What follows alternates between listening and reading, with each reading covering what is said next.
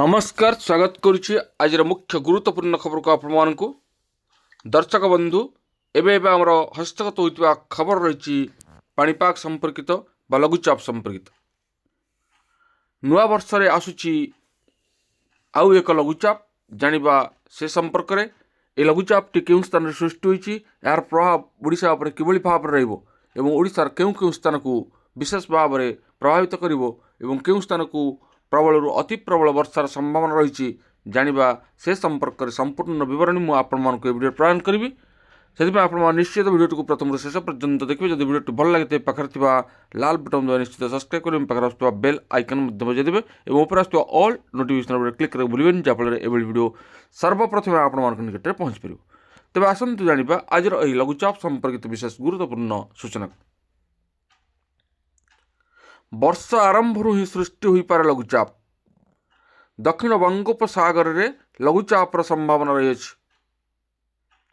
तरंगायित वायु और बादलर घनत्व वृद्धि भली पाणीपागर कारक गुड़िक प्रभाव में लघुचाप सृष्टि होने आकलन करिछि पाणीपाग विभाग। लघुचाप प्रभाव में राज्यर किछि अंचल हालुकारू मध्यम धरणर वर्षा होबार संभावना रही आज राज्य में बढ़ शीत एक सप्ताह धरी हाड़भंगा शीत अनुभूत हो समतल और पहाड़िया अंचल रे थंडार 3 डिग्री रे थरिबे लोके यही अंचल गुड़िक 2 डिग्री पर्यंत रातिर तापमात्रा ह्रास पाइबार संभावना रही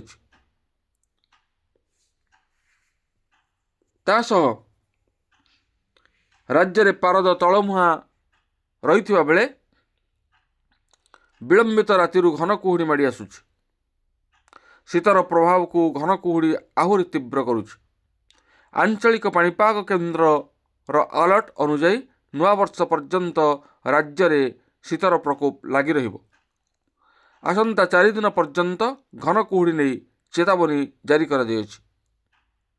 आसंता काली सकाळ पर्यंत कंधमाल कोरापुट ढेंकानाल खोर्धा सुंदरगढ़ जिलार अनेक स्थान में घन कुहुड़ी को नहीं चेतावनी जारी करिछि पाणीपाग विभाग। दृश्यमान दूरता 50 मीटर रु भी कम रही पारे। आगामी 5 दिन मध्य अर्थात 30 तारिख सकाळ सुद्धा राज्यर केतेक जिल्ला रे विशेषकर सकाळ समय हालुकारू मध्यम धरणर कुहुड़ी देखादेवार संभावना रही। आगामी 2 दिन मध्य अर्थात 27 तारिख सकाळ सुद्धा भोर किंबा सकाळ समय 20 जिल्ला रे हालुकारू मध्यम धरणर कुहुड़ी देखादेवार संभावना रही। से जिला गुड़िक होछि मयूरभंज केन्दुझर बालेश्वर भद्रक केन्द्रापड़ा जगतसिंहपुर नयागढ़ खोर्धा कटक अनुगुल ढेंकानाल बौद्ध कलाहांडी कंधमाल कोरापुट सुंदरगढ़ संबलपुर सोनपुर बलांगीर और गंजाम। सेहीपरि 27 तारिख सकाळ ठारू आसंता 30 तारिख सकाळ सुद्धा 3 दिन मध्य भोर किंबा सकाळ समय 13 जिल्ला रे हालुकारू मध्यम धरणर कुहुड़ी देखादेवार संभावना रही। से जिला गुड़िक होउछन्ति मयूरभंज केन्दुझर बालेश्वर भद्रक जगतसिंहपुर नयागढ़ खोर्धा अनुगुल कलाहांडी कंधमाल कोरापुट सुंदरगढ़ एवं गंजाम। भुवनेश्वर रे आंचलिक पाणीपाग केन्द्र पक्षरु जारी होइथिबा ट्वीट रु एही सूचना मिली। सेपटे साउदी अरब रे तुषारपात विरल किंतु देशर उत्तर अंचल रे किछि अंश रे एही शीत रे जहा घटिला ताहा साधारण तथा उद्वेगजनक घटना।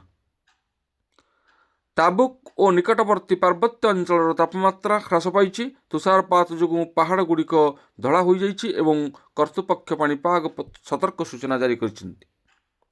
चलित वर्ष भारत यही चिंताजनक धारा को प्रत्यक्ष भाव में अनुभव करिछि। विश्वर सबुठारु जनबहुल देश में उत्तर और मध्य भारत में रेकर्ड भांगी ग्रीष्म प्रभाव अनुभूत होइछि। देश और सिक्किम में प्रलयंकरी बादल फटा वर्षा होइछि। विलंबर आसीथिबा सेही मौसुमी केतेक अंचल विलंबर एवं अन्य अंचल अनियमित भाव में मारात्मक बन्या परिस्थिति मध्य सृष्टि करिथिला। तेबे जानिले ये थिला आजिर पाणीपाग संपर्कित विशेष गुरुत्वपूर्ण खबर। आज एतिକି ପୁଣି ଦେଖା ହେବା ଆଗାମୀ ଭିଡ଼ିଓରେ। ରହୁଛି, ଧନ୍ୟବାଦ, ନମସ୍କାର।